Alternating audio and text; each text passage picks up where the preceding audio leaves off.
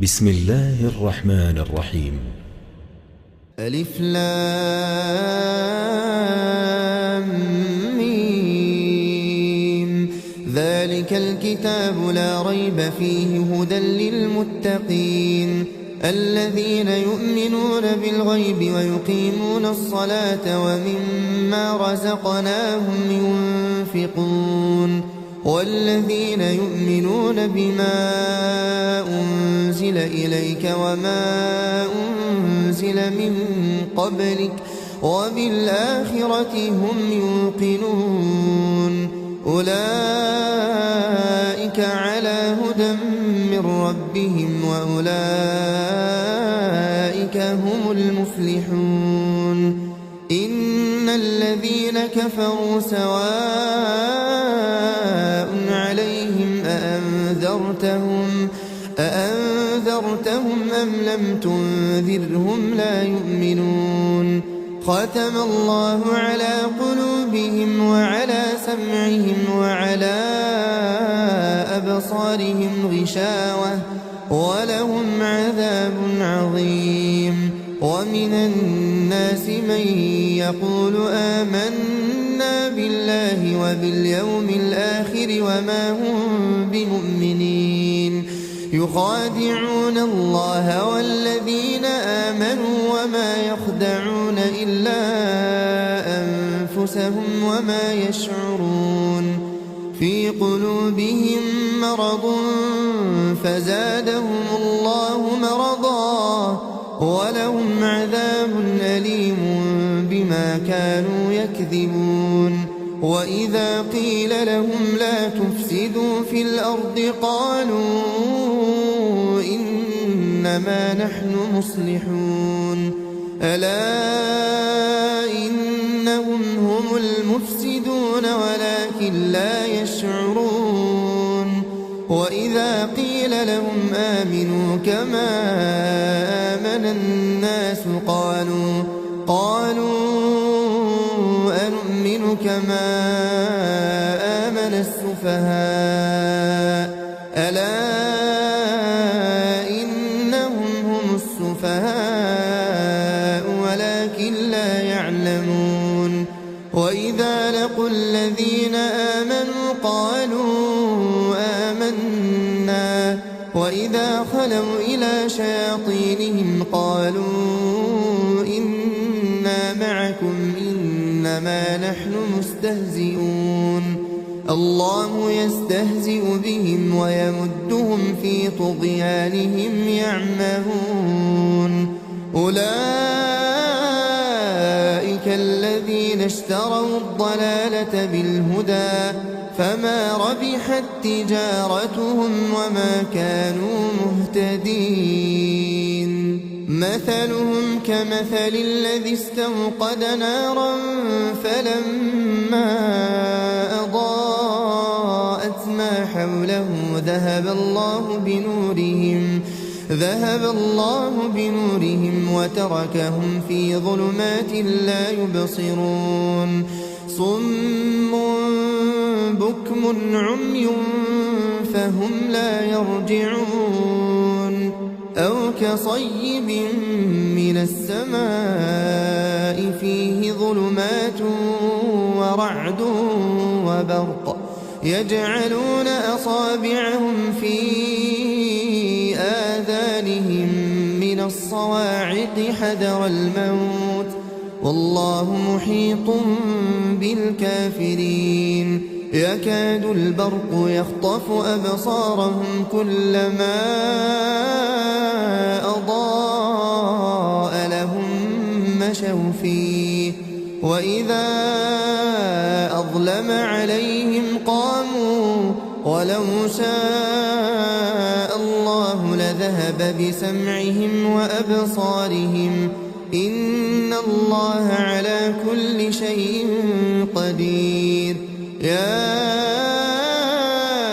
أيها الناس اعبدوا ربكم الذي خلقكم والذين من قبلكم لعلكم تتقون الذي جعل لكم الأرض فراشا والسماء بناء وأنزل من السماء ماء فأخرج به من الثمرات رزقا لكم فلا تجعلوا لله أندادا وأنتم تعلمون وإن كنتم في ريب مما نزلنا على عبدنا فأتوا بسورة من مثله وادعوا شهداءكم من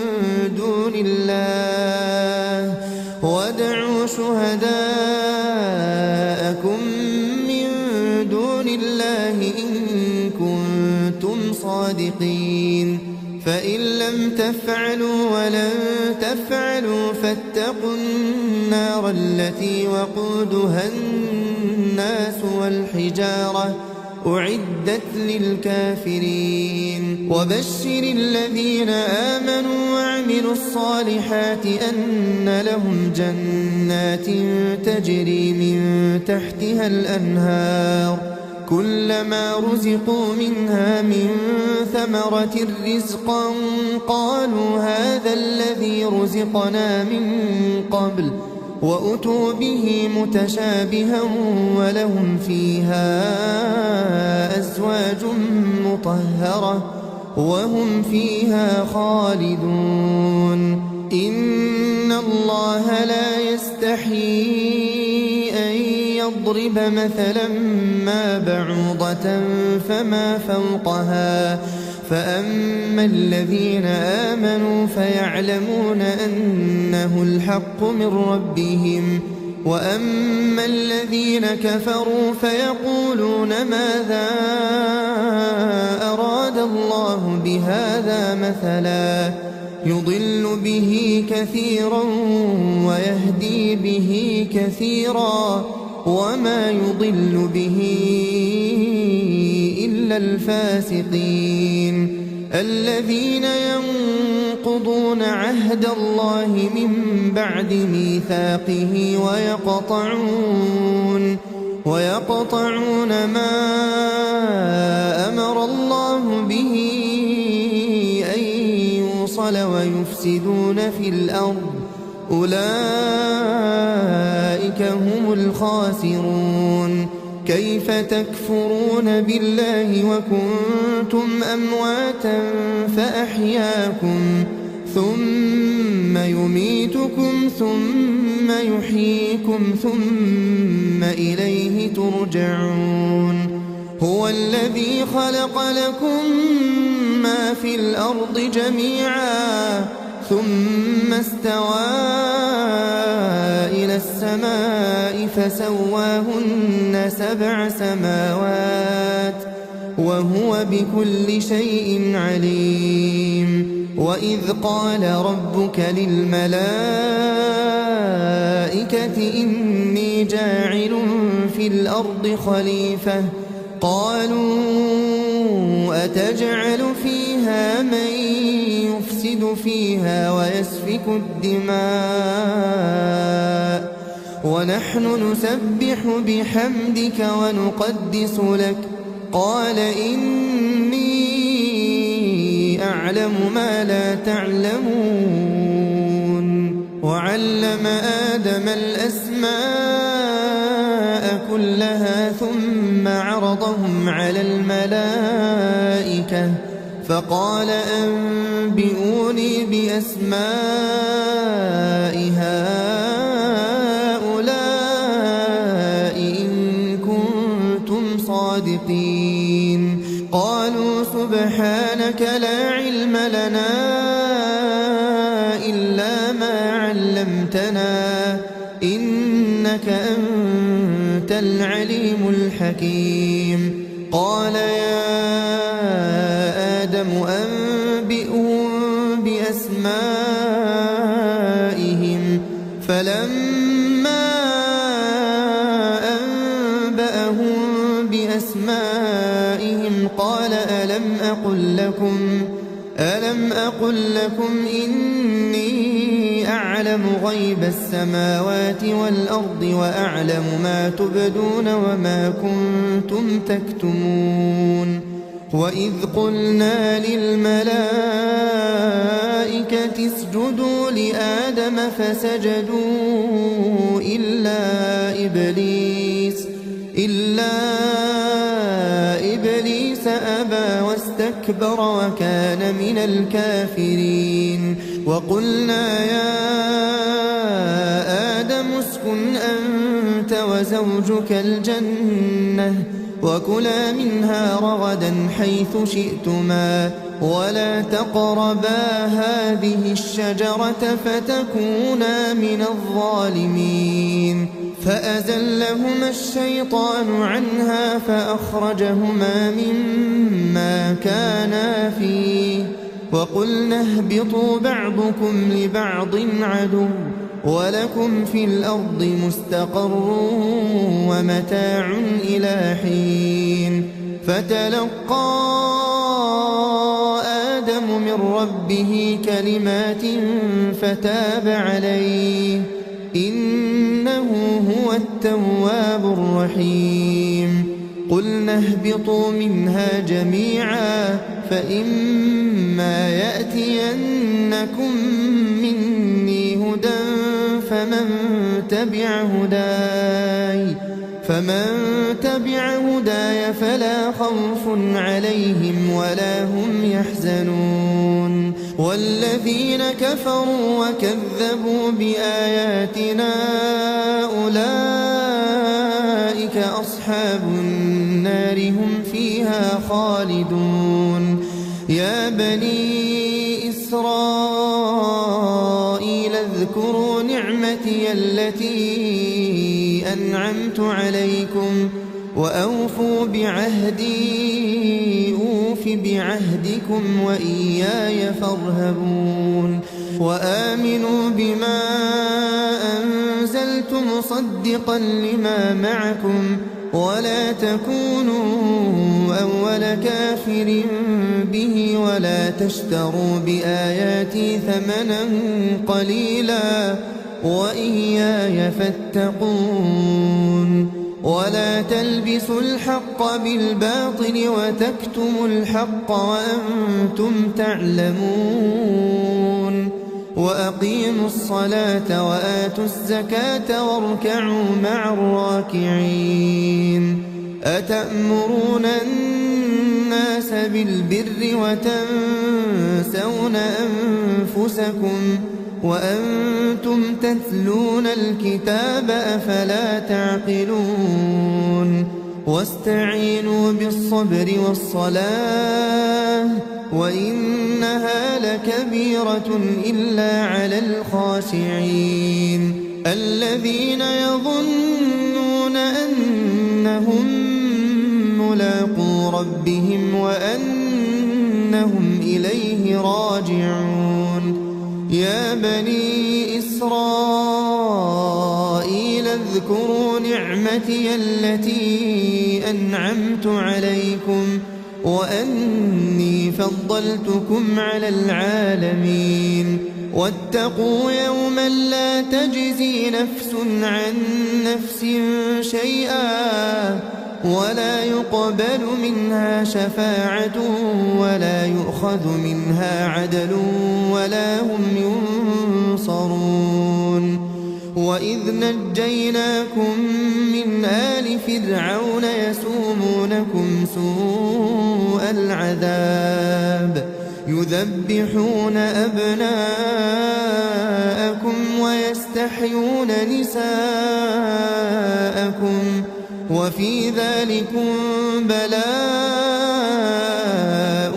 من ربكم عظيم وإذ فرقنا بكم البحر فأنجيناكم وأغرقنا آل فرعون وأنتم تنظرون وإذ واعدنا موسى 40 ليلة ثم اتخذتم العجل من بعده وأنتم ظالمون ثم عفونا عنكم من بعد ذلك لعلكم تشكرون وإذ آتينا موسى الكتاب والفرقان لعلكم تهتدون وإذ قال موسى لقومه يا قوم إنكم ظلمتم أنفسكم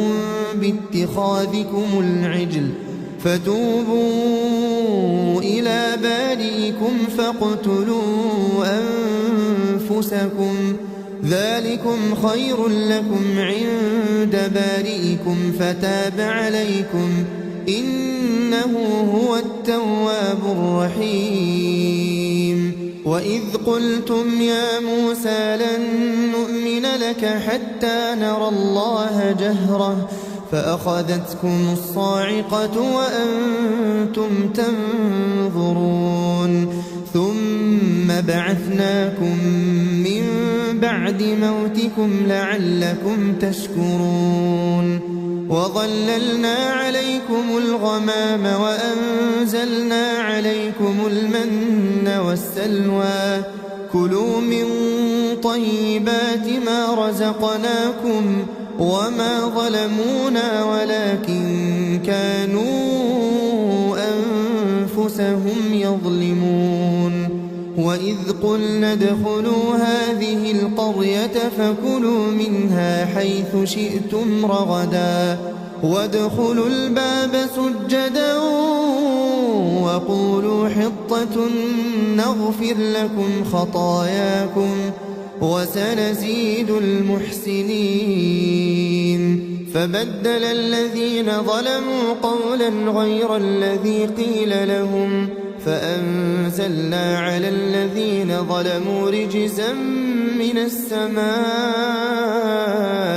بما كانوا يفسقون وإذ استسقى موسى لقومه فقلنا اضرب بعصاك الحجر فانفجرت منه 12 عينا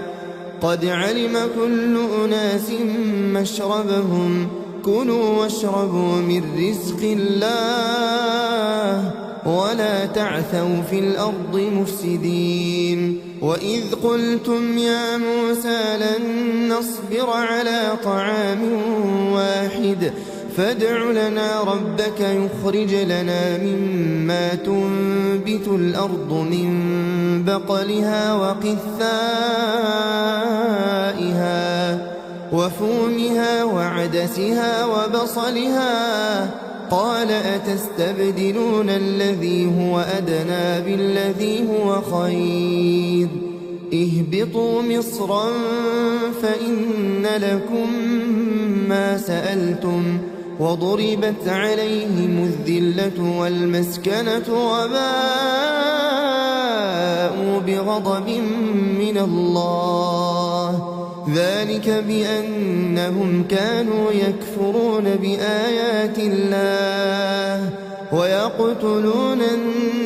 النبيين بغير الحق ذلك بما عصوا وكانوا يعتدون إن الذين آمنوا والذين هادوا والنصارى والصابئين من آمن بالله واليوم الآخر وعمل صالحا فلهم أجرهم عند ربهم ولا خوف عليهم ولا هم يحزنون وإذ أخذنا ميثاقكم ورفعنا فوقكم الطور خذوا ما آتيناكم بقوة واذكروا ما فيه لعلكم تتقون ثم توليتم من بعد ذلك فلولا فضل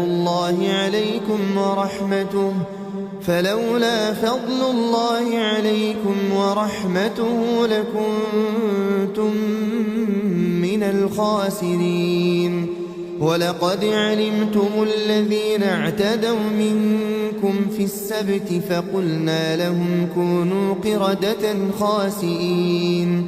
فجعلناها نكالا لما بين يديها وما خلفها وموعظة للمتقين وإذ قال موسى لقومه إن الله يأمركم أن تذبحوا بقرة قالوا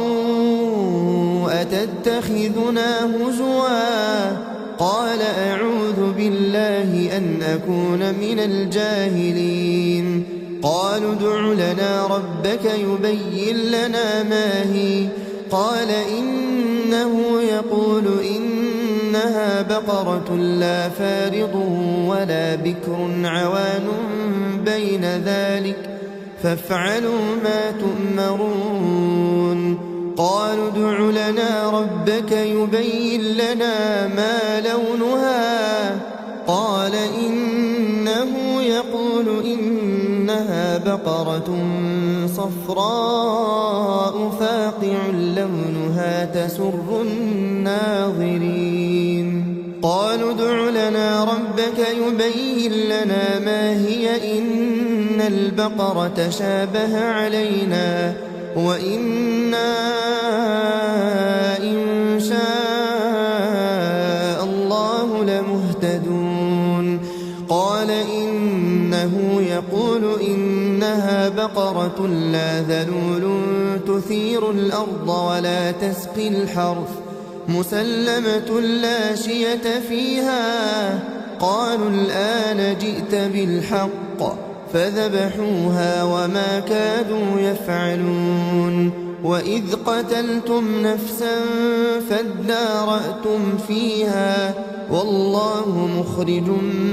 ما كنتم تكتمون فقلنا اضربوه ببعضها كذلك يحيي الله الموتى ويريكم آياته لعلكم تعقلون ثم قست قلوبكم من بعد ذلك فهي كالحجارة أو أشد قسوة وإن من الحجارة لما يتفجر منه الأنهار وإن منها لما يشقق فيخرج منه الماء وإن منها لما يهبط من خشية الله وما الله بغافل عما تعملون أفتطمعون أن يؤمنوا لكم وقد كان فريق منهم يسمعون كلام الله ثم يحرفونه من بعد ما عقلوه وهم يعلمون وإذا لقوا الذين آمنوا قالوا آمنا وإذا خلا بعضهم إلى بعض قالوا أتحدثونهم بما فتح الله عليكم ليحاجوكم به عند ربكم أفلا تعقلون أولا يعلمون أن الله يعلم ما يسرون وما يعلنون ومنهم أميون لا يعلمون الكتاب إلا أماني وإن هم إلا يظنون فويل للذين يكتبون الكتاب بأيديهم ثم يقولون هذا من عند الله ليشتروا به ثمنا قليلا فويل لهم مما كتبت أيديهم وويل لهم مما يكسبون وقالوا لن تمسنا النار إلا أياما معدودة قل أتخذتم عند الله عهدا فلن يخلف الله عهده أم تقولون على الله ما لا تعلمون بلى من كسب سيئة وأحاطت به خطيئته فأولئك أصحاب النار هم فيها خالدون والذين آمنوا وعملوا الصالحات أولئك أصحاب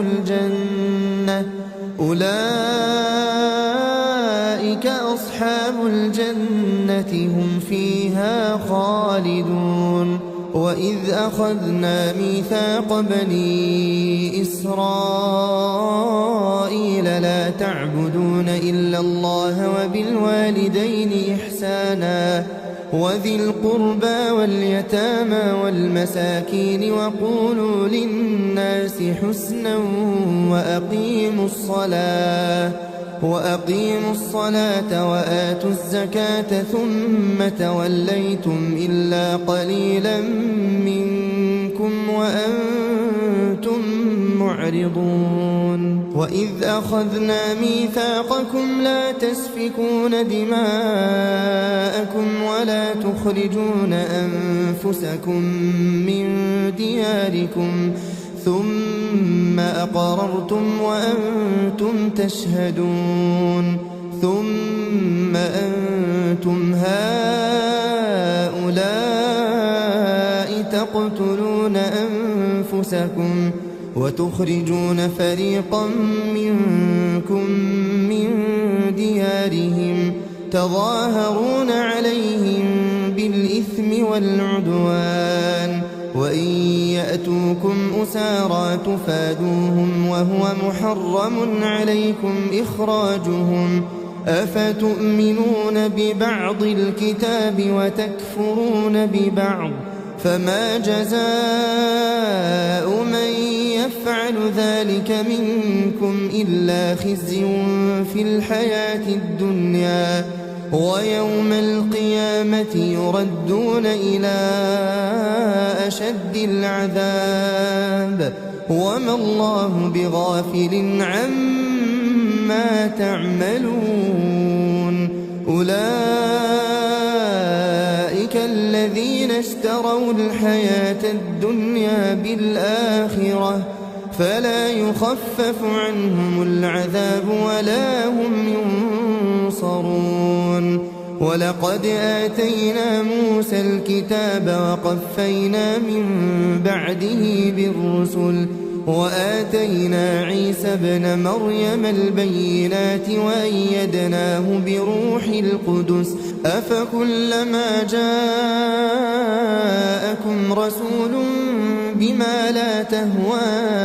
أنفسكم استكبرتم ففريقا كذبتم وفريقا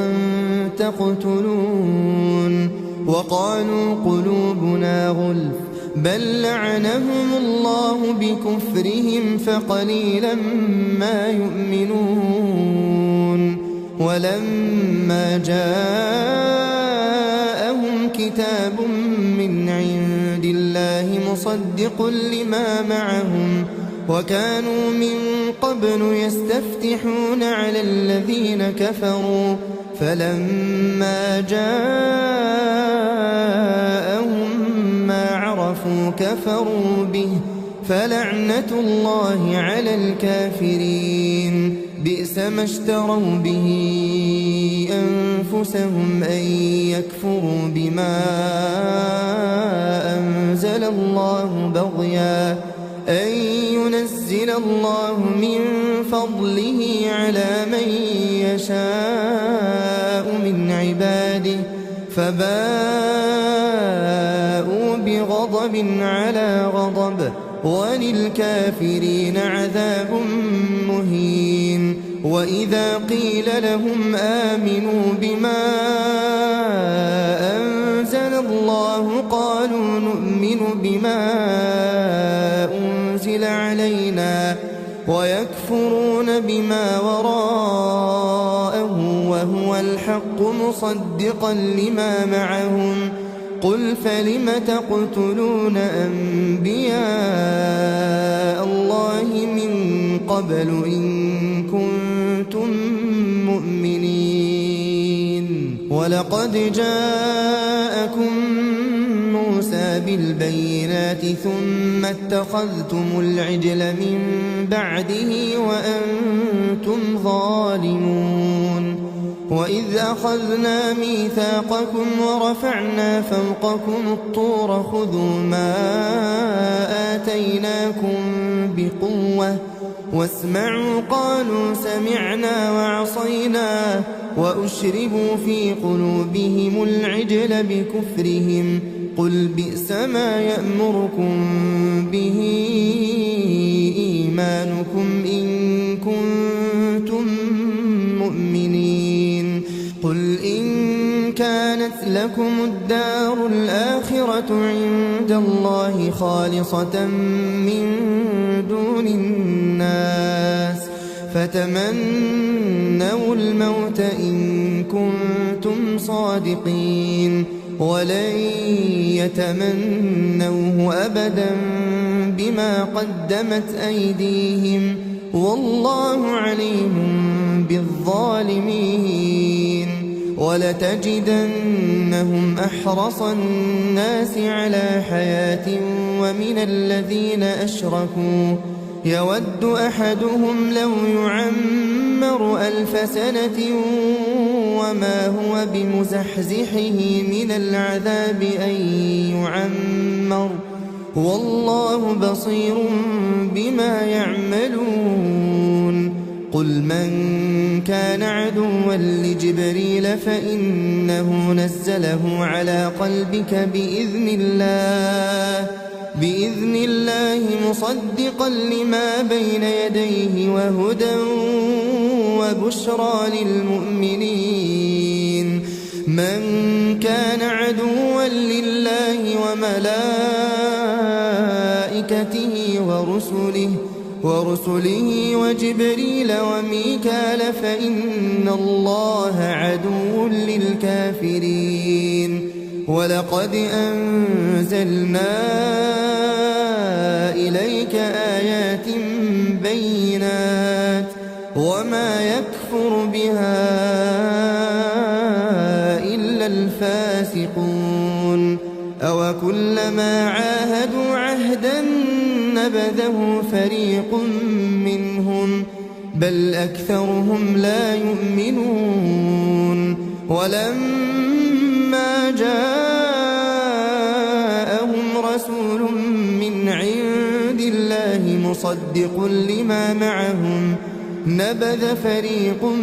من الذين أوتوا الكتاب كتاب الله وراء ظهورهم كأنهم لا يعلمون واتبعوا ما تتلو الشياطين على ملك سليمان وما كفر سليمان ولكن الشياطين كفروا يعلمون الناس السحر وما أنزل على الملكين ببابل هاروت وماروت وما يعلمان من أحد حتى يقولا إنما نحن فتنة فلا تكفر فيتعلمون منهما ما يفرقون به بين المرء وزوجه وما هم بضارين به من أحد إلا بإذن الله ويتعلمون ما يضرهم ولا ينفعهم ولقد علموا لمن اشتراه ما له في الآخرة من خلاق ولبئس ما شروا به أنفسهم لو كانوا يعلمون ولو أنهم آمنوا واتقوا لمثوبة من عند الله خير لو كانوا يعلمون يا أيها الذين آمنوا لا تقولوا راعنا وقولوا انظرنا واسمعوا وللكافرين عذاب أليم ما يود الذين كفروا من أهل الكتاب ولا المشركين أن ينزل عليكم من خير من ربكم، والله يختص برحمته من يشاء، والله ذو الفضل العظيم. ما ننسخ من آية أو ننسها نأت بخير منها أو مثلها. ألم تعلم أن الله على كل شيء قدير؟ ألم تعلم أن الله له ملك السماوات والأرض وما لكم من دون الله من ولي ولا نصير؟ أم تريدون أن تسألوا رسولكم كما سئل موسى من قبل؟ ومن يتبدل الكفر بالإيمان فقد ضل سواء السبيل. ود كثير من أهل الكتاب لو يردونكم من بعد إيمانكم كفارا حسدا من عند أنفسهم من بعد ما تبين لهم الحق، فاعفوا واصفحوا حتى يأتي الله بأمره، إن الله على كل شيء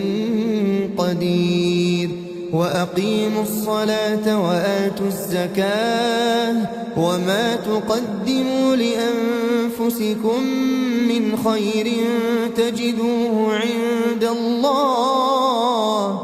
إن الله بما تعملون بصير. وقالوا لن يدخل الجنة إلا من كان هودا أو نصارى، تلك أمانيهم، قل هاتوا برهانكم إن كنتم صادقين. بلى من أسلم وجهه لله وهو محسن فله أجره عند ربه ولا خوف عليهم ولا هم يحزنون. وقالت اليهود ليست النصارى على شيء، وقالت النصارى ليست اليهود على شيء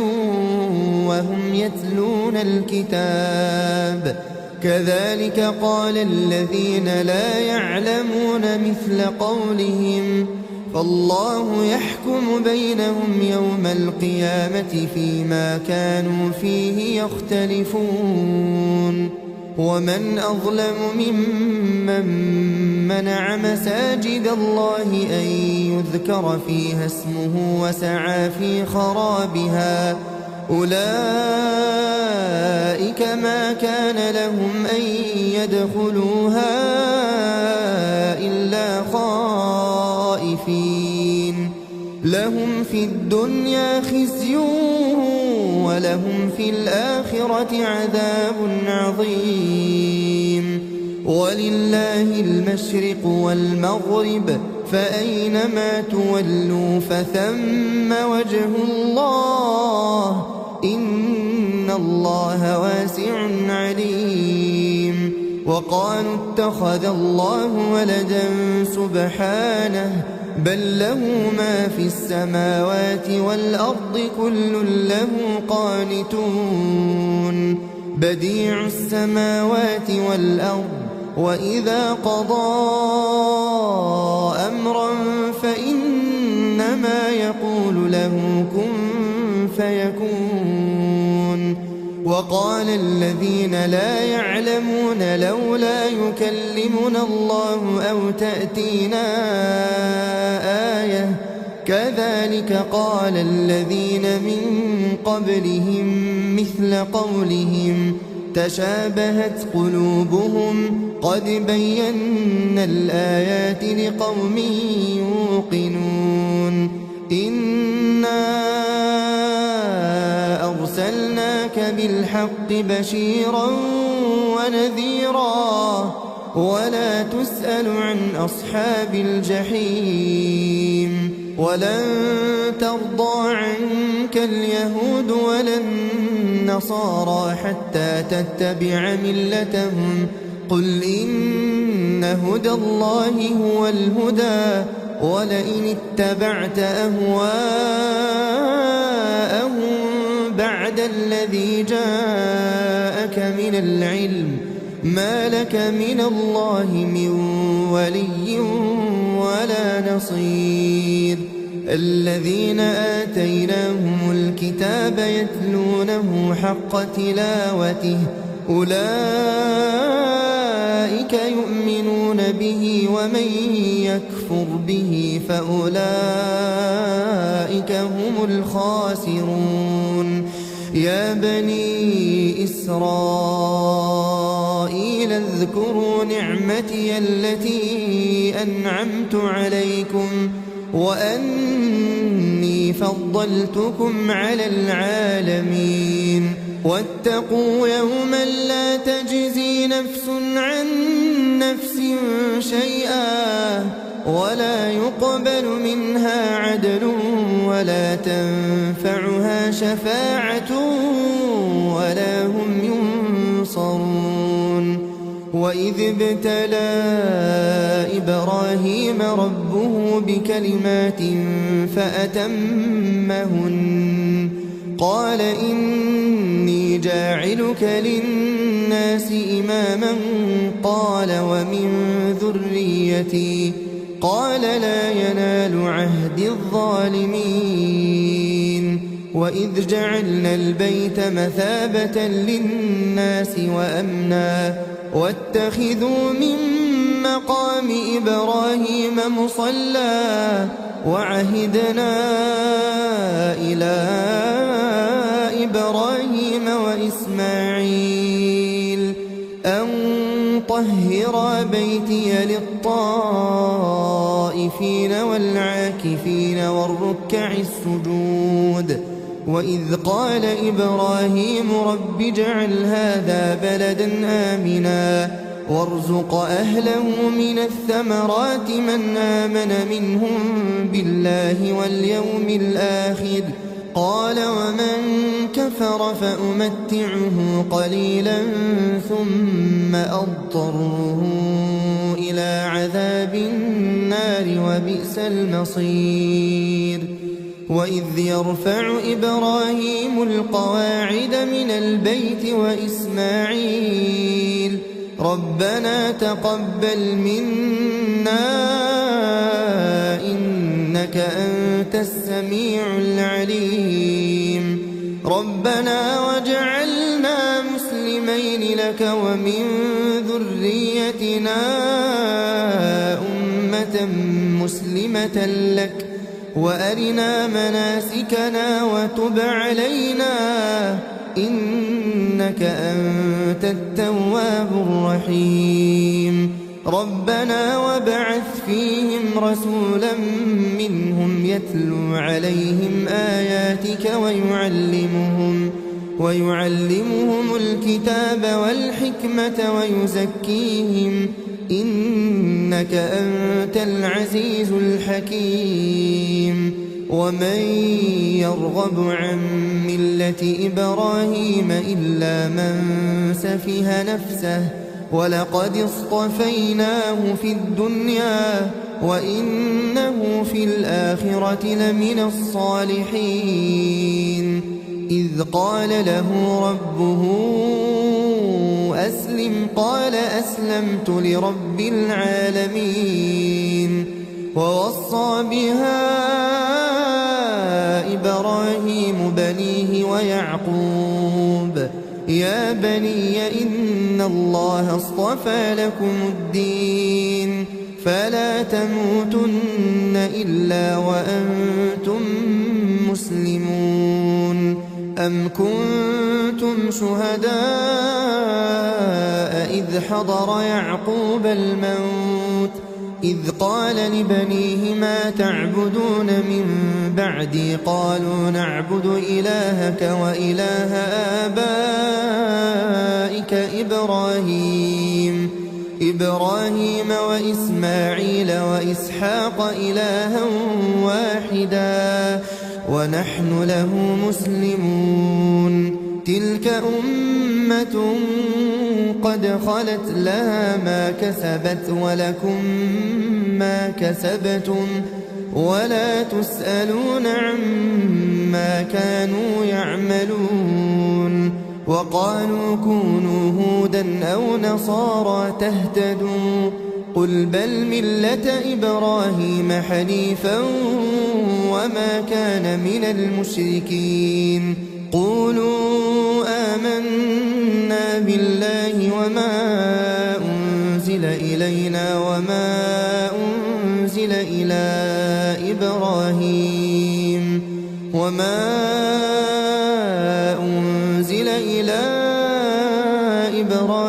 وإسماعيل وإسحاق ويعقوب والأسباط وما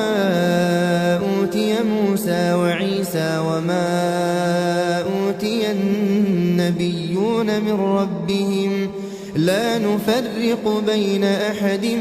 منهم ونحن له مسلمون فإن آمنوا بمثل ما آمنتم به فقد اهتدوا وإن تولوا فإنما هم في شقاق فسيكفيكهم الله وهو السميع العليم صبغة الله ومن أحسن من الله صبغة ونحن له عابدون قل أتحاجوننا في الله وهو ربنا وربكم ولنا أعمالنا ولكم أعمالكم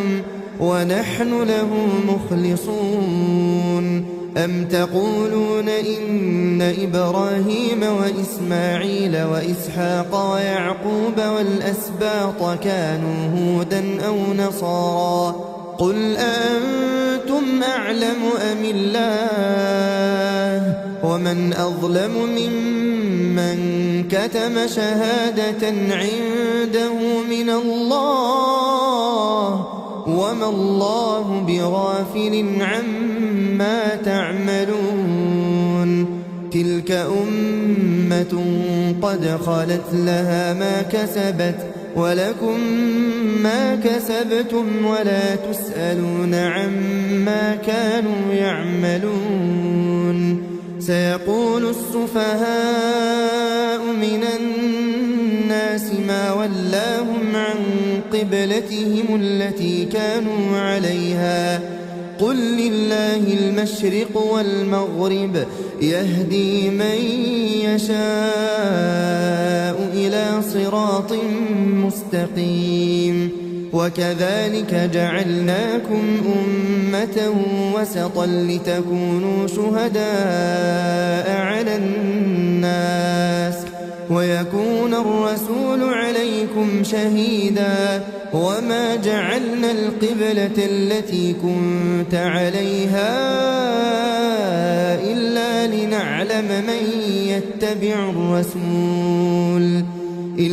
لنعلم من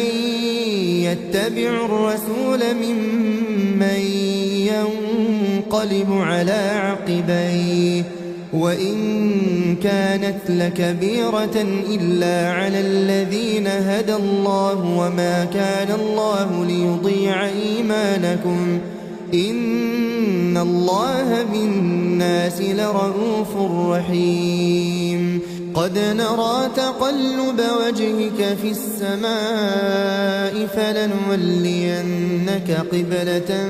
ترضاها فول وجهك شطر المسجد الحرام وحيث ما كنتم فولوا وجوهكم شطره وإن الذين أوتوا الكتاب ليعلمون أنه الحق من ربهم وما الله بغافل عما يعملون ولئن أتيت الذين أوتوا الكتاب بكل آية ما تبعوا قبلتك وما أنت بتابع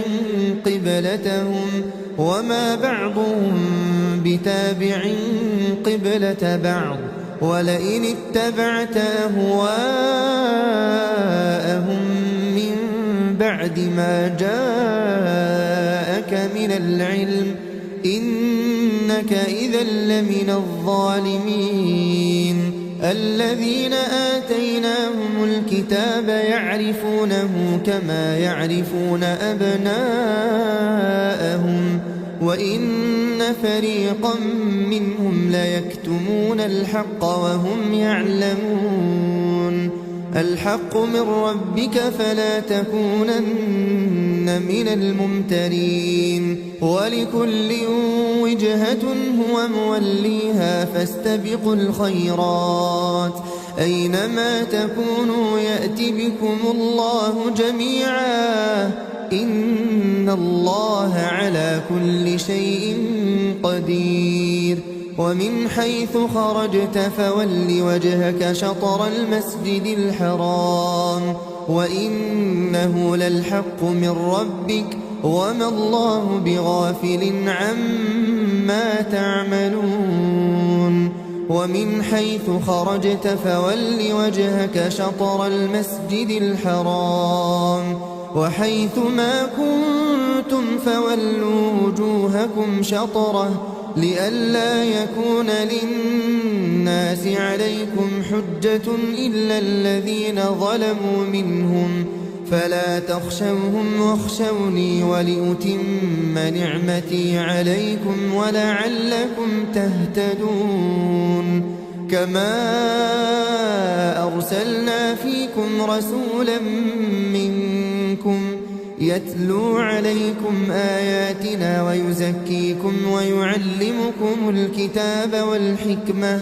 ويعلمكم ما لم تكونوا تعلمون. فاذكروني أذكركم واشكروا لي ولا تكفرون. يا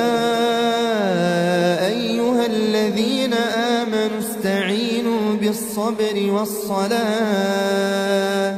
إن الله مع الصابرين. ولا تقولوا لمن يقتل في سبيل الله أموات بل أحياء ولكن لا تشعرون. ولنبلونكم بشيء من الخوف والجوع ونقص من الأموال والأنفس والثمرات وبشر الصابرين الذين إذا أصابتهم مصيبة قالوا إنا لله وإنا إليه راجعون. أولئك عليهم صلوات من ربهم ورحمة وأولئك هم المهتدون. إن الصفا والمروة من شعائر الله فمن حج البيت أو اعتمر فلا جناح عليه أن يطوف بهما ومن تطوع خيرا فإن الله شاكر عليم. إن الذين يكتمون ما أنزلنا من البينات والهدى من بعد ما بيناه للناس في الكتاب أولئك يلعنهم الله ويلعنهم اللاعنون إلا الذين تابوا وأصلحوا وبينوا فأولئك أتوب عليهم وأنا التواب الرحيم. إن الذين كفروا وماتوا وهم كفار أولئك عليهم لعنة الله والملائكة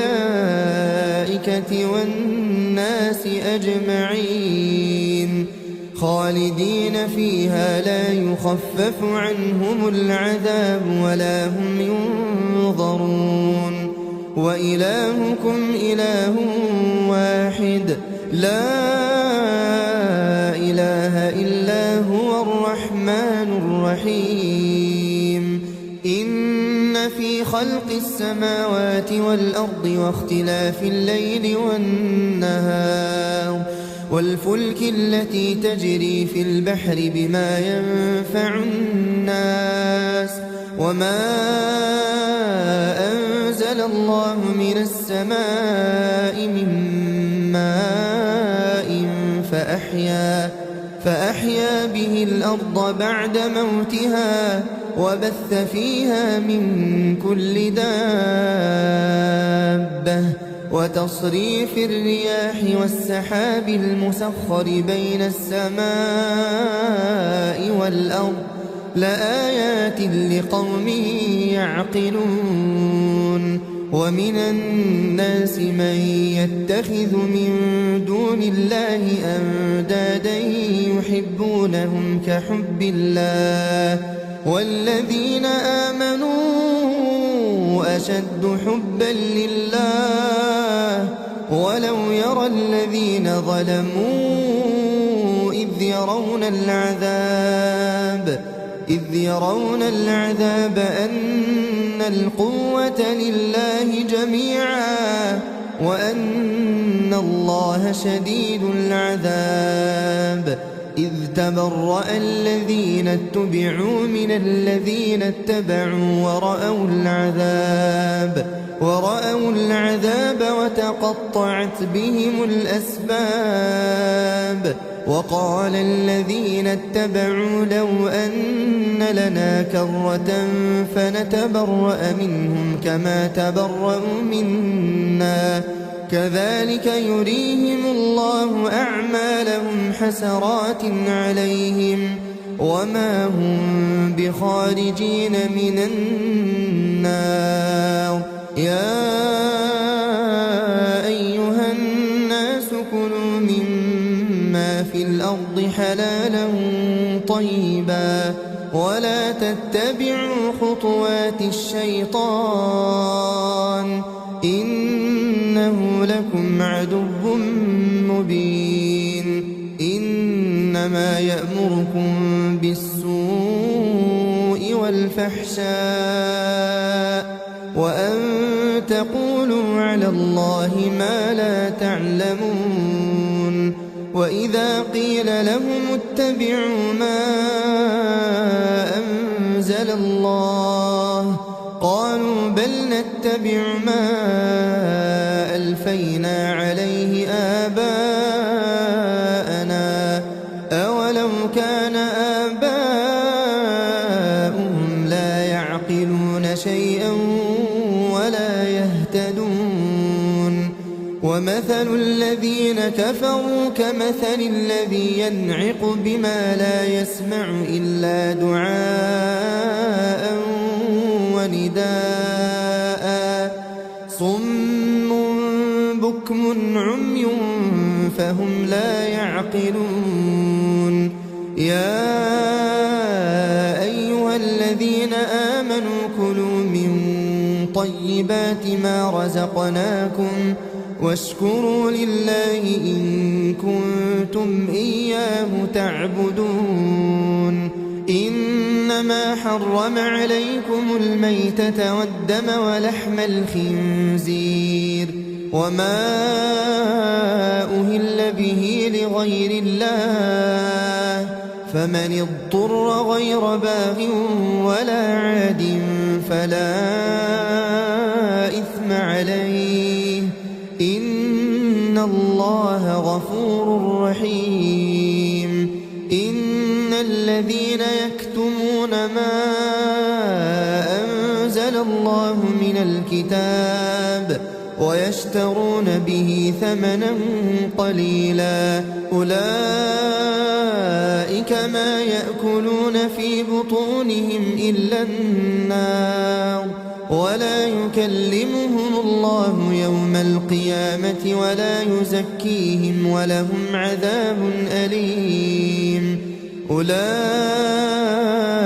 الذين اشتروا الضلالة بالهدى والعذاب بالمغفرة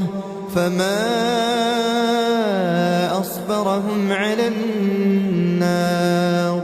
ذلك بأن الله نزل الكتاب بالحق وإن الذين اختلفوا في الكتاب لفي شقاق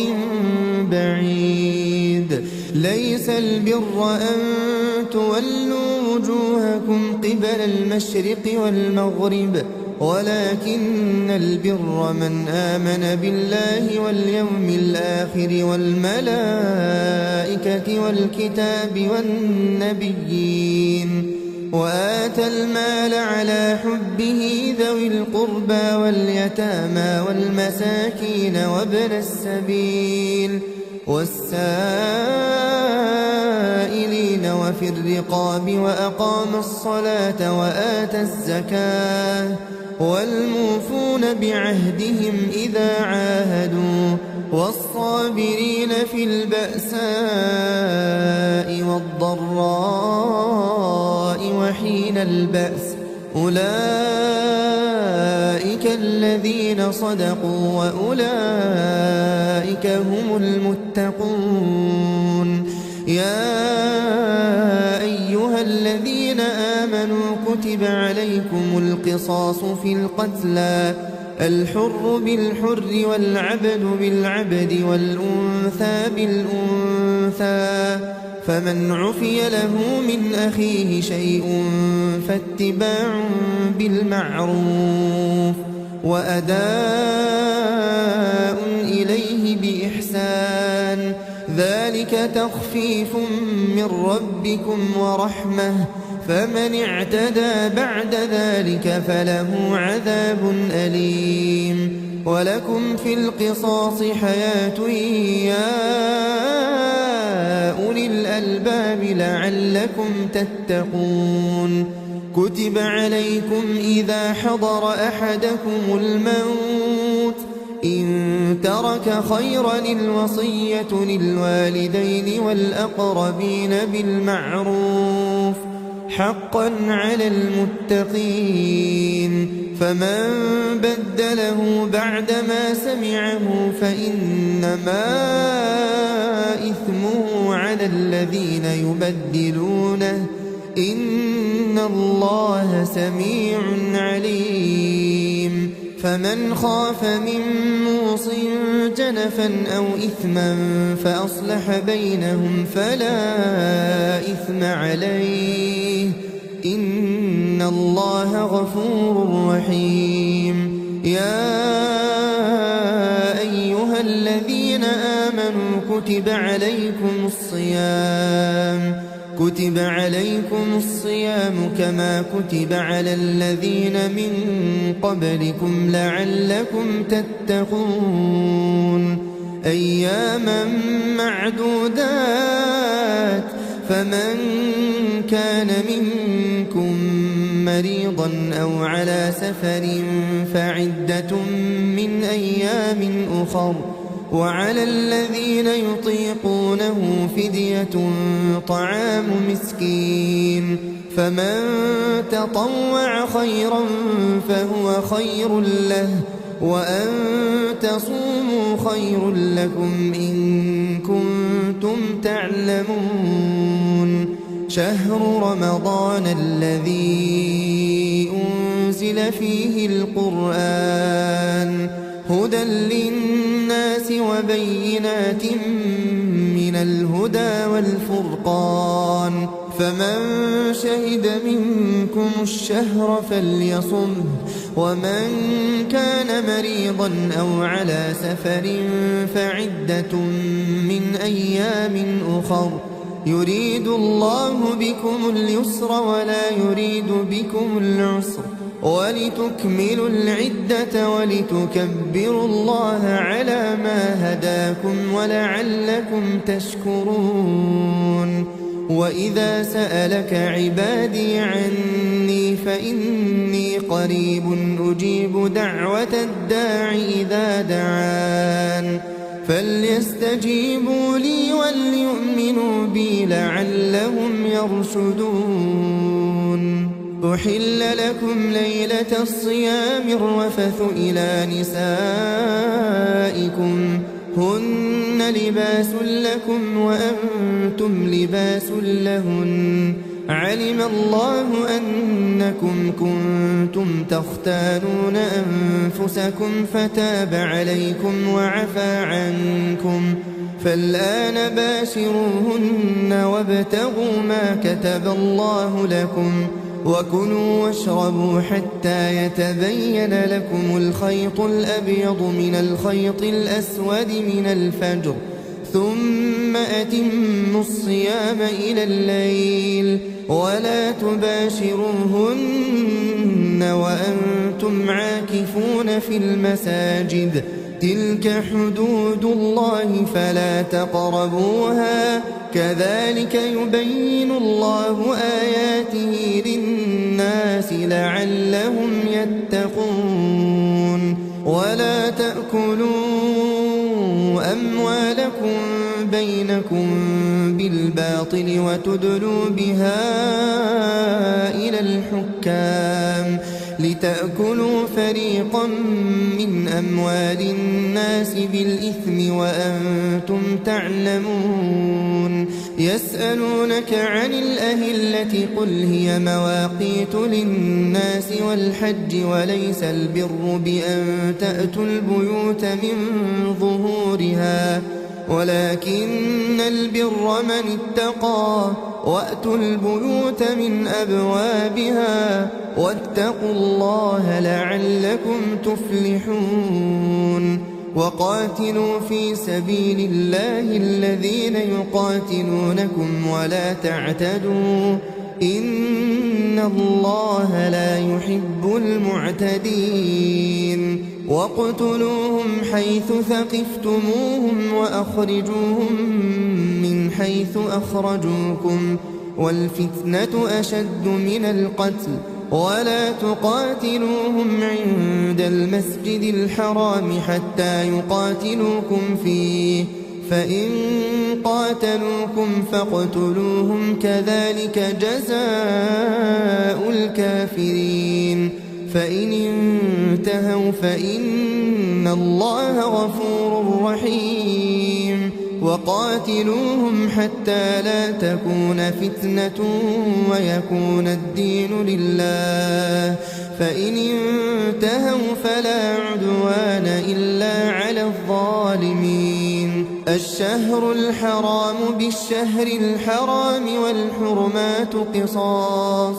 فمن اعتدى عليكم فاعتدوا عليه بمثل ما اعتدى عليكم واتقوا الله واعلموا أن الله مع المتقين. وأنفقوا في سبيل الله ولا تلقوا بأيديكم إلى التهلكة وأحسنوا إن الله يحب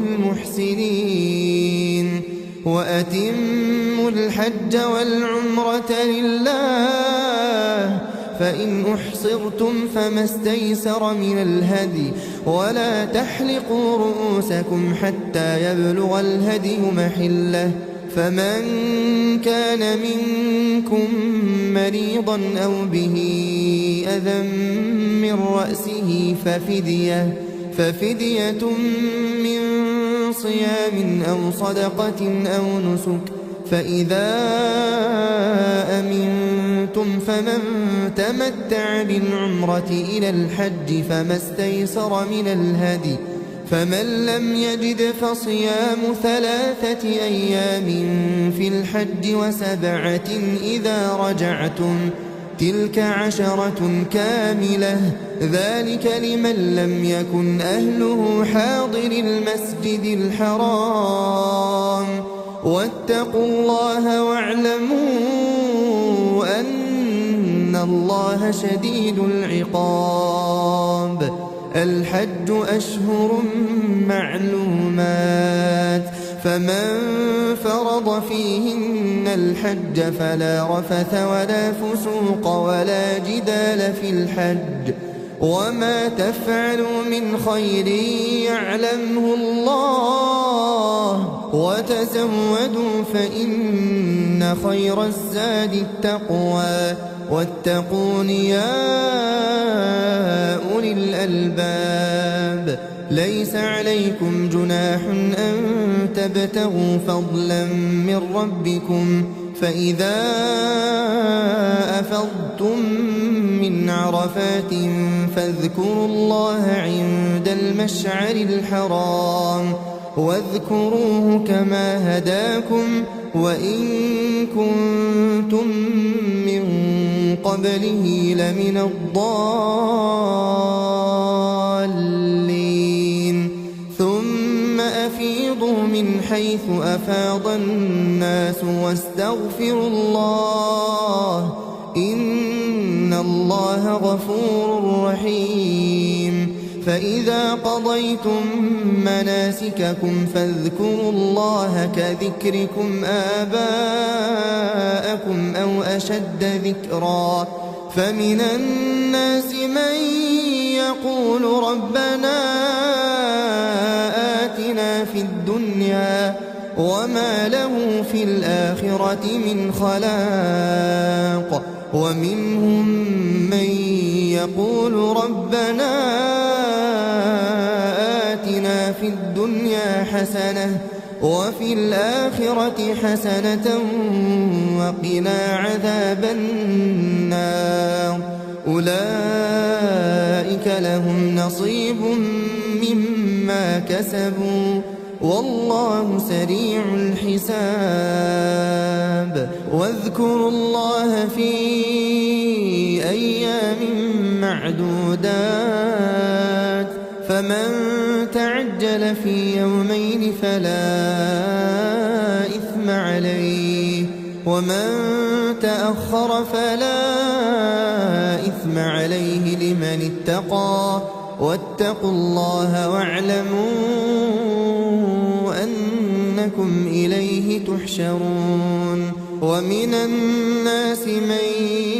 يعجبك قوله في الحياة الدنيا ويشهد الله على ما في قلبه وهو ألد الخصام وإذا تولى سعى في الأرض ليفسد فيها ويهلك الحرث والنسل والله لا يحب الفساد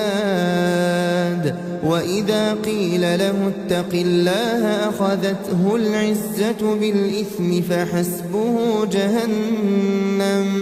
فحسبه جهنم ولبئس المهاد ومن الناس من يشري نفسه ابتغاء مرضات الله والله رؤوف بالعباد يا أيها الذين آمنوا ادخلوا في السلم كافة ولا تتبعوا خطوات الشيطان إنه لكم عدو مبين فإن زللتم من بعد ما جاءتكم البينات فاعلموا أن الله عزيز حكيم هل ينظرون إلا أن يأتيهم الله في ظلل من الغمام والملائكة وقضي الأمر وإلى الله ترجع الأمور سل بني إسرائيل كم آتيناهم من آية بينة ومن يبدل نعمة الله من بعد ما جاءته فإن الله شديد العقاب زين للذين كفروا الحياة الدنيا ويسخرون من الذين آمنوا والذين اتقوا فوقهم يوم القيامة والله يرزق من يشاء بغير حساب. كان الناس أمة واحدة فبعث الله النبيين مبشرين ومنذرين وأنزل معهم الكتاب بالحق ليحكم بين الناس فيما اختلفوا فيه وما اختلف فيه إلا الذين أوتوه من بعد ما جاءتهم البينات بغيا بينهم فهدى الله الذين آمنوا لما اختلفوا فيه من الحق بإذنه والله يهدي من يشاء إلى صراط مستقيم. أم حسبتم أن تدخلوا الجنة ولما يأتكم مثل الذين خلوا من قبلكم مستهم البأساء والضراء وزلزلوا حتى يقول الرسول والذين آمنوا معه متى نصر الله ألا إن نصر الله قريب. يسألونك ماذا ينفقون قل ما أنفقتم من خير فللوالدين والأقربين واليتامى والمساكين وابن السبيل وما تفعلوا من خير فإن الله به عليم. كتب عليكم القتال وهو كره لكم وعسى أن تكرهوا شيئا وهو خير لكم وعسى أن تحبوا شيئا وهو شر لكم والله يعلم وأنتم لا تعلمون. يسألونك عن الشهر الحرام قتال فيه قل قتال فيه كبير وصد عن سبيل الله وكفر به والمسجد الحرام وإخراج أهله منه أكبر عند الله والفتنة أكبر من القتل ولا يزالون يقاتلونكم حتى يردوكم عن دينكم إن استطاعوا ومن يرتدد منكم عن دينه فيمت وهو كافر فأولئك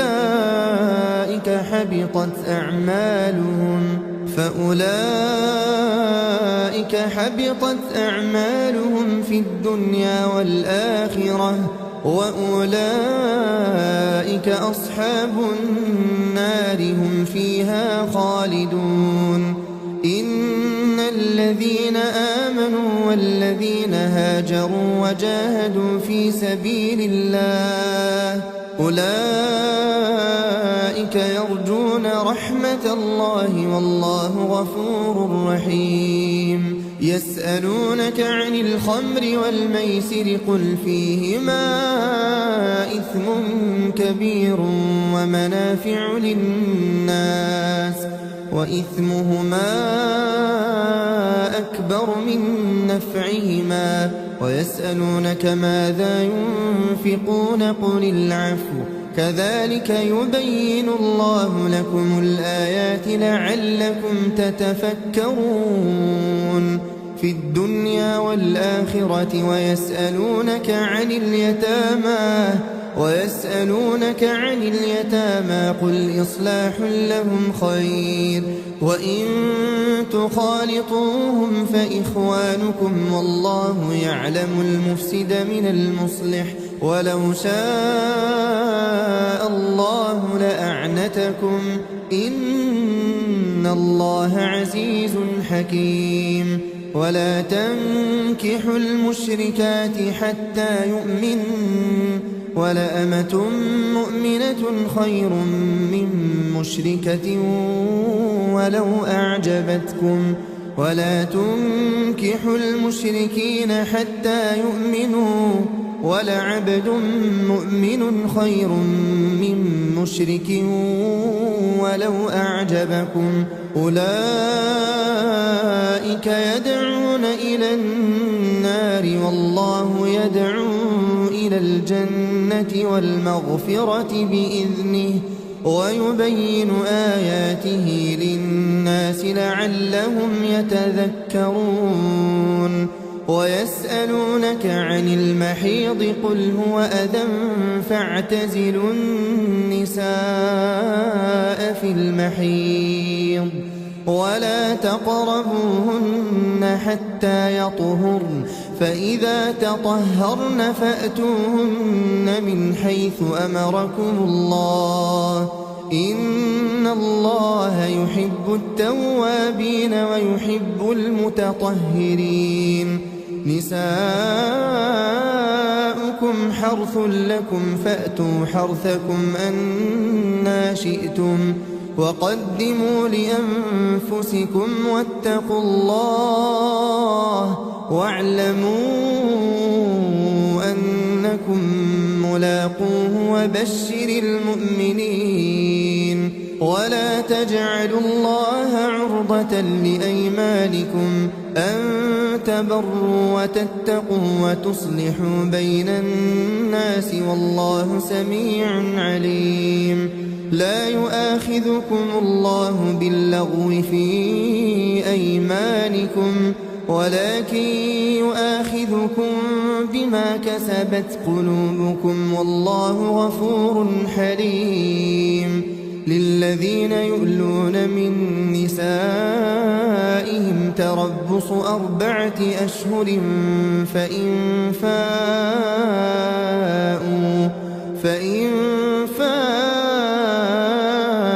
فإن الله غفور رحيم وإن عزموا الطلاق فإن الله سميع عليم والمطلقات يتربصن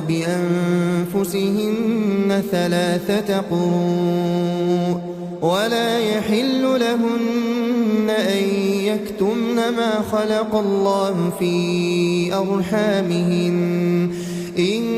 كن يؤمن بالله واليوم الآخر وبعولتهن أحق بردهن في ذلك إن أرادوا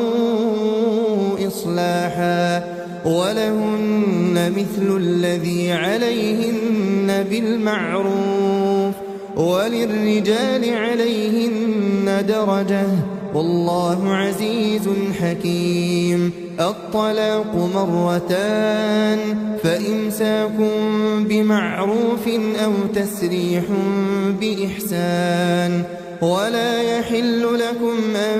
تأخذوا مما آتيتموهن شيئا إلا أن يخافا ألا يقيما حدود الله فإن خفتم ألا يقيما حدود الله فلا جناح عليهما فيما افتدت به تلك حدود الله فلا تعتدوها ومن يتعد حدود الله فأولئك هم الظالمون فإن طلقها فلا تحل له من بعد حتى تنكح زوجا غيره فإن طلقها فلا جناح عليهما أن يتراجعا إن ظنا أن يقيما حدود الله وتلك حدود الله يبينها لقوم يعلمون وإذا طلقتم النساء فبلغن أجلهن فأمسكوهن بمعروف أو سرحوهن بمعروف ولا تمسكوهن ضرارا لتعتدوا ومن يفعل ذلك فقد ظلم نفسه ولا تتخذوا آيات الله هزوا واذكروا نعمة الله عليكم وما أنزل عليكم من الكتاب والحكمة يعظكم به واتقوا الله واعلموا أن الله بكل شيء عليم. وإذا طلقتم النساء فبلغن أجلهن فلا تعضلوهن أن ينكحن أزواجهن إذا تراضوا بينهم بالمعروف ذلك يوعظ به من كان منكم يؤمن بالله واليوم الآخر ذلكم أزكى لكم وأطهر والله يعلم وأنتم لا تعلمون. والوالدات يرضعن أولادهن حولين كاملين لمن أراد أن يتم الرضاعة وعلى المولود له رزقهن وكسوتهن بالمعروف لا تكلف نفس إلا وسعها لا تضار والدة بولدها ولا مولود له بولده وعلى الوارث مثل ذلك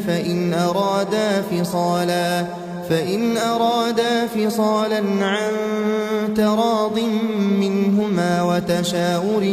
فلا جناح عليهما. وإن أردتم أن تسترضعوا أولادكم فلا جناح عليكم إذا سلمتم ما آتيتم بالمعروف واتقوا الله واعلموا أن الله بما تعملون بصير. والذين يتوفون منكم ويذرون أزواجا يتربصن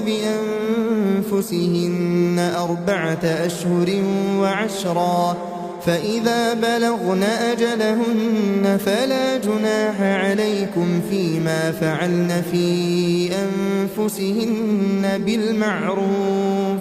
والله بما تعملون خبير. ولا جناح عليكم فيما عرضتم به من خطبة النساء أو أكننتم في أنفسكم علم الله أنكم ستذكرونهن ولكن لا تواعدوهن سرا إلا أن تقولوا قولا معروفا ولا تعزموا عقدة النكاح حتى يبلغ الكتاب أجله واعلموا أن الله يعلم ما في أنفسكم فاحذروه واعلموا أن الله غفور حليم. لا جناح عليكم إن طلقتم النساء ما لم تمسوهن أو تفرضوا لهن فريضة ومتعوهن على الموسع قدره وعلى المقتر قدره متاعا بالمعروف حقا على المحسنين. وإن طلقتموهن من قبل أن تمسوهن وقد فرضتم لهن فريضة فنصف ما فرضتم إلا أن يعفون أو يعفو الذي بيده عقدة النكاح وأن تعفوا أقرب للتقوى ولا تنسوا الفضل بينكم إن الله بما تعملون بصير حافظوا على الصلوات والصلاة الوسطى وقوموا لله قانتين فإن خفتم فرجالا أو ركبانا فإذا أمنتم فاذكروا الله كما علمكم ما لم تكونوا تعلمون والذين يتوفون منكم ويذرون أزواجا وصية لأزواجهم متاعا إلى الحول غير إخراج فإن خرجن فلا جناح عليكم فيما فعلن في أنفسهن من معروف والله عزيز حكيم وللمطلقات متاع بالمعروف حقا على المتقين كذلك يبين الله لكم آياته لعلكم تعقلون ألم تر إلى الذين خرجوا من ديارهم وهم ألوف حذر الموت فقال لهم الله موتوا ثم أحياهم إن الله لذو فضل على الناس ولكن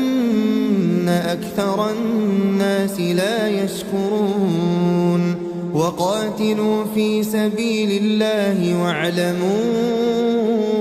أن الله سميع عليم من ذا الذي يقرض الله قرضا حسنا فيضاعفه له أضعافا كثيرة والله يقبض ويبسط وإليه ترجعون ألم تر إلى الملأ من بني إسرائيل من بعد موسى إذ قالوا لنبي لهم ابعث لنا ملكا نقاتل في سبيل الله قال هل عسيتم إن كتب عليكم القتال ألا تقاتلوا قالوا وما لنا ألا نقاتل في سبيل الله وقد أخرجنا من ديارنا وأبنائنا فلما كتب عليهم القتال تولوا إلا قليلا منهم والله عليم بالظالمين وقال لهم نبيهم إن الله قد بعث لكم طالوت ملكا قالوا أنى يكون له الملك علينا ونحن أحق بالملك منه ولم يؤت سعة من المال قال إن الله اصطفاه عليكم وزاده بسطة في العلم والجسم والله يؤتي ملكه من يشاء والله واسع عليم وقال لهم نبيهم إن آية ملكه أن يأتيكم التابوت فيه سكينة من ربكم وبقية مما ترك آل موسى وآل هارون تحمله الملائكة إن في ذلك لآية لكم إن كنتم مؤمنين فلما فصل طالوت بالجنود قال إن الله مبتليكم بنهر فمن شرب منه فليس مني ومن لم يطعمه فإنه مني إلا من اغترف غرفة بيده فشربوا منه إلا قليلا منهم فلما جاوزه هو والذين آمنوا معه قالوا لا طاقة لنا اليوم بجالوت وجنوده قال الذين يظنون أنهم ملاقو الله كم من فئة قليلة غلبت فئة كثيرة بإذن الله والله مع الصابرين. ولما برزوا لجالوت وجنوده قالوا ربنا أفرغ علينا صبرا وثبت أقدامنا وانصرنا على القوم الكافرين فهزموهم بإذن الله وقتل داود جالوت وآتاه الله الملك والحكمة وعلمه مما يشاء ولولا دفع الله الناس بعضهم ببعض لفسدت الأرض ولكن الله ذو فضل على العالمين. تلك آيات الله نتلوها عليك بالحق وإنك لمن المرسلين. تلك الرسل فضلنا بعضهم على بعض منهم من كلم الله ورفع بعضهم درجات وآتينا عيسى ابن مريم البينات وأيدناه بروح القدس ولو شاء الله ما اقتتل الذين من بعدهم من بعد ما جاءتهم البينات ولكن اختلفوا فمنهم من آمن ومنهم من كفر ولو شاء الله ما اقتتلوا ولكن الله يفعل ما يريد. يا أيها الذين آمنوا أنفقوا مما رزقناكم من قبل أن يأتي يوم لا بيع فيه ولا خلة ولا شفاعة والكافرون هم الظالمون. الله لا إله إلا هو الحي القيوم لا تأخذه سنة ولا نوم له ما في السماوات وما في الأرض من ذا الذي يشفع عنده إلا بإذنه يعلم ما بين أيديهم وما خلفهم ولا يحيطون بشيء من علمه إلا بما شاء وسع كرسيه السماوات والأرض ولا يئوده حفظهما وهو العلي العظيم. لا إكراه في الدين قد تبين الرشد من الغي فمن يكفر بالطاغوت ويؤمن بالله فقد استمسك بالعروة الوثقى لا انفصام لها والله سميع عليم. الله ولي الذين آمنوا يخرجهم من الظلمات إلى النور والذين كفروا أولياؤهم الطاغوت يخرجونهم من النور إلى الظلمات أولئك أولئك أصحاب النار هم فيها خالدون ألم تر إلى الذي حاج إبراهيم في ربه أن آتاه الله الملك إذ قال إبراهيم ربي الذي يحيي ويميت قال أنا أحيي وأميت قال إبراهيم فإن الله يأتي بالشمس من المشرق فأت بها من المغرب فبهت الذي كفر والله لا يهدي القوم الظالمين أو كالذي مر على قرية وهي خاوية على عروشها قال أنى يحيي هذه الله بعد موتها فأماته الله 100 عام ثم بعثه قال كم لبثت قال لبثت يوما أو بعض يوم قال بل لبثت 100 عام فانظر إلى طعامك وشرابك لم يتسنه وانظر إلى حمارك ولنجعلك آية للناس وانظر إلى العظام كيف ننشزها ثم نكسوها لحما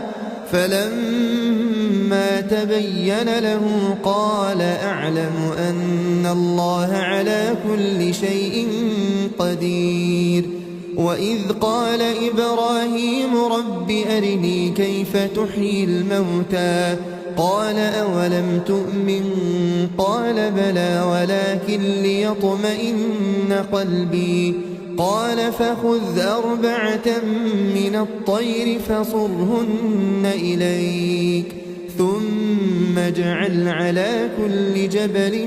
منهن جزءا ثم ادعهن يأتينك سعيا واعلم أن الله عزيز حكيم مثل الذين ينفقون أموالهم في سبيل الله كمثل حبة أنبتت 7 سنابل في كل سنبلة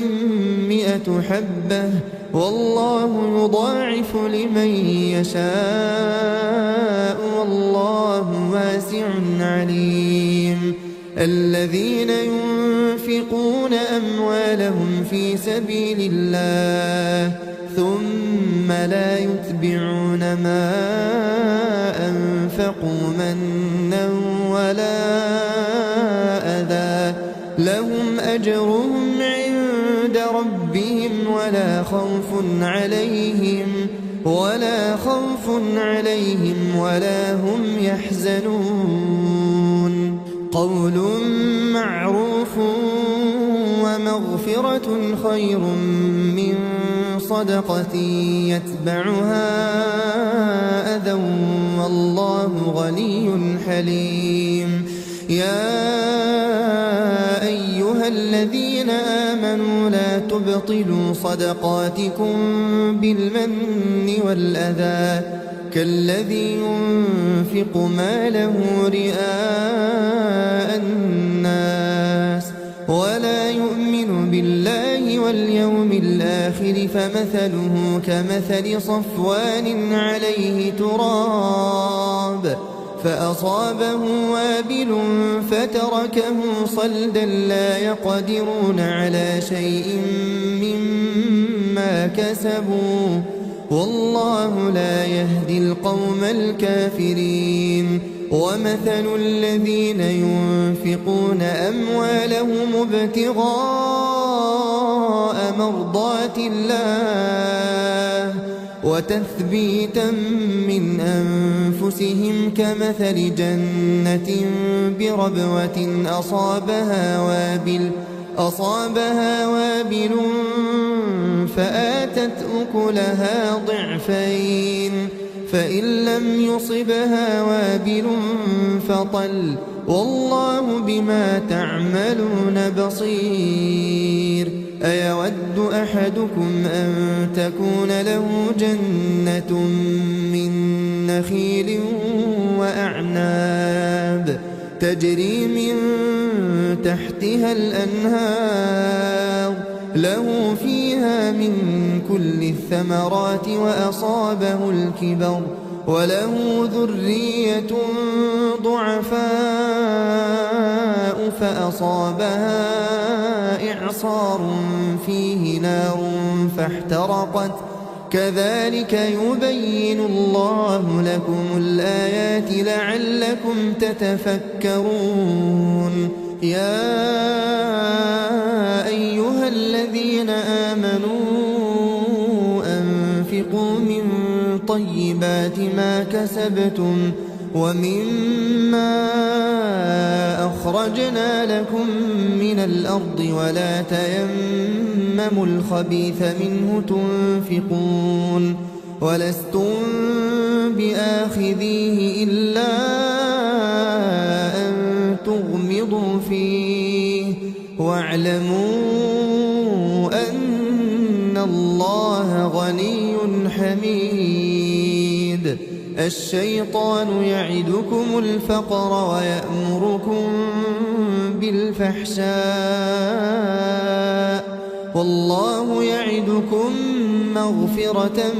منه وفضلا والله واسع عليم يؤتي الحكمة من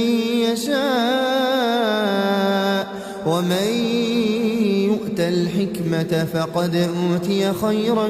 كثيرا وما يذكر إلا أولو الألباب وما أنفقتم من نفقة أو نذرتم من نذر فإن الله يعلمه وما للظالمين من أنصار إن تبدوا الصدقات فنعما هي وإن تخفوها وتؤتوها الفقراء فهو خير لكم ويكفر عنكم من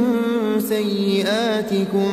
والله بما تعملون خبير ليس عليك هداهم ولكن الله يهدي من يشاء وما تنفقوا من خير فلأنفسكم وما تنفقون إلا ابتغاء وجه الله وما تنفقوا من خير يوفى إليكم وأنتم لا تظلمون للفقراء الذين أحصروا في سبيل الله لا يستطيعون ضربا في الأرض يحسبهم الجاهل أغنياء من التعفف تعرفهم بسيماهم لا يسألون الناس إلحافا وما تنفقوا من خير فإن الله به عليم الذين ينفقون أموالهم بالليل والنهار سرا وعلانية فلهم أجرهم عند ربهم ولا خوف عليهم ولا هم يحزنون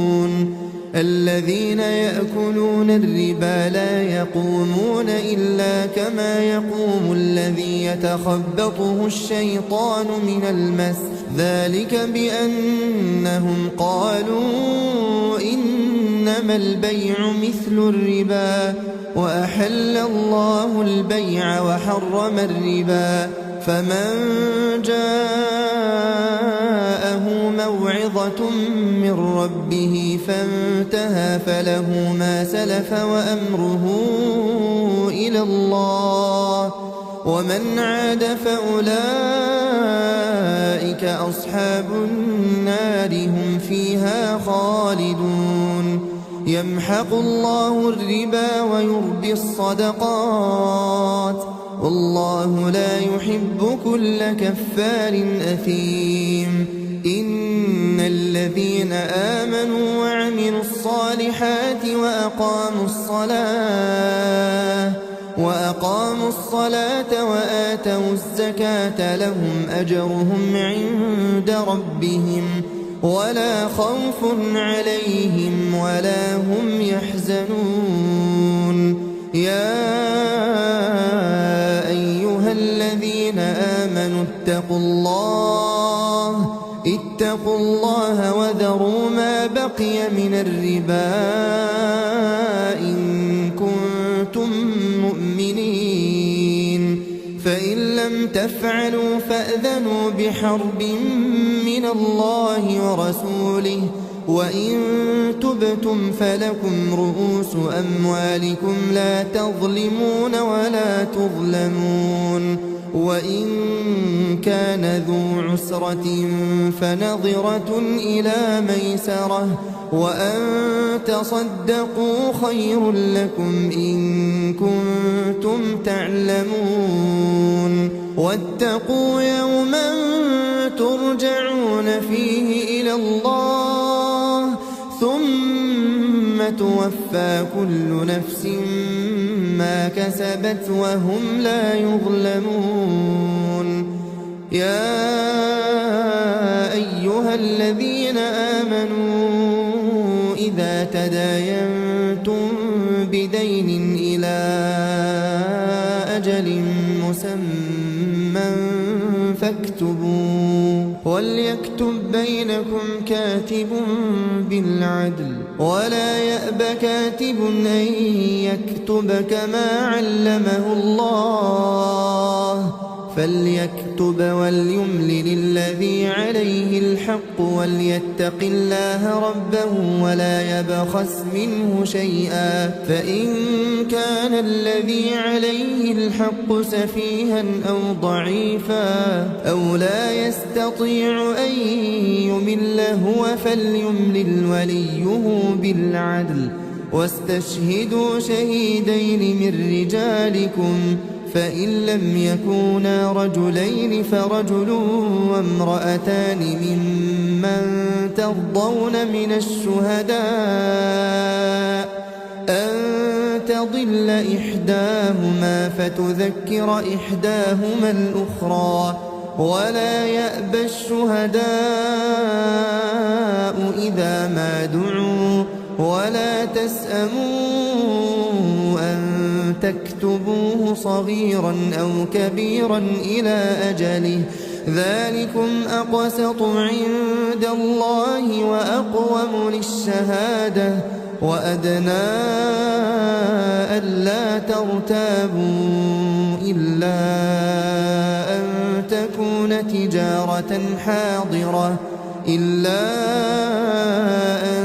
تكون تجارة حاضرة تديرونها بينكم فليس عليكم جناح ألا تكتبوها وأشهدوا إذا تبايعتم ولا يضار كاتب ولا شهيد وإن تفعلوا فإنه فسوق بكم واتقوا الله ويعلمكم الله والله بكل شيء عليم وإن كنتم على سفر ولم تجدوا كاتبا فرهان مقبوضة فإن أمن بعضكم بعضا فليؤدي الذي اؤتمن أمانته وليتق الله ربه ولا تكتموا الشهادة ومن يكتمها فإنه آثم قلبه والله بما تعملون عليم لله ما في السماوات وما في الأرض وإن تبدوا ما في أنفسكم أو تخفوه يحاسبكم به الله فيغفر لمن يشاء ويعذب من يشاء والله على كل شيء قدير. آمن الرسول بما أنزل إليه من ربه والمؤمنون كل آمن بالله وملائكته وكتبه ورسله لا نفرق بين أحد من